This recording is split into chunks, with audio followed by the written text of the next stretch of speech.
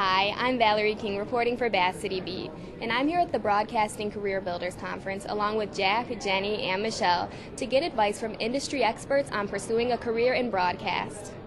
My name is Peter Tanz. I'm a market manager for Midwest Communications. We have radio stations in Holland, Kalamazoo, Battle Creek, and Coldwater in the southwest part of the state. And I'm here today because I'm actually looking for somebody to come work for me. I'm Jamie McKibben. I'm the station manager at Jackson Radio Works in Jackson, Michigan.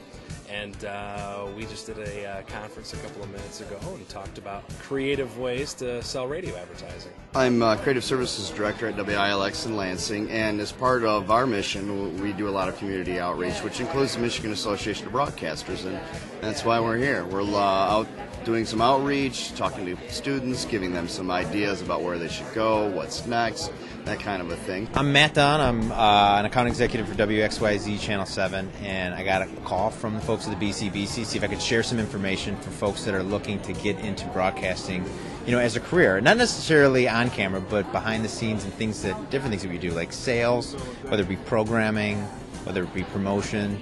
And, I love taking the opportunity to help people because not enough folks know that there's these incredible careers in broadcasting that aren't on air. They're in other aspects.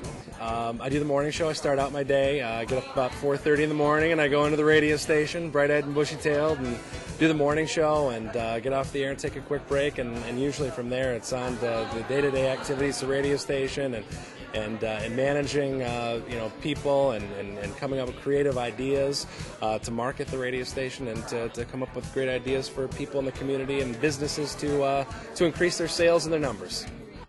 The Broadcasting Career Builders Conference was full of information sessions regarding interactive media, video editing, turning creativity into money, and tips on how to gain a job in the field. A number of experienced journalists, on-air personalities, and individuals who work behind the scenes provided attendees with information about their careers. Outside, media representatives were available to answer questions that students, educators, and current broadcasters wanted answers to. They also gave advice as to how someone can increase their chances of gaining a job in the broadcast field. As much education as you can get. On one hand, you have to practice what you're doing. Practicing is absolutely important, so you have to have the hands-on knowledge to do it. Then again, you have to know why you're doing what you're doing, so you have to have the book knowledge behind that and learning why you set up the shots the way you set them up, why you edit the way you edit, why you ask questions the way you do. So you need to learn both in order to be successful in this business. Know everybody. Try to get out there and shake hands and email and send out your stuff and send out your demos and just make sure and do internships. We've had a lot of interns at the radio station lately that have moved on to bigger and better things. So, I didn't know when I was a kid that you could do an internship. And I say kid, I didn't realize when I was fresh out of college or fresh out of high school that I could do an internship at a radio station. I had no idea. And you can. And if you're willing to work for a couple months for free and show us what you got, that's your in. You know what? Be persistent.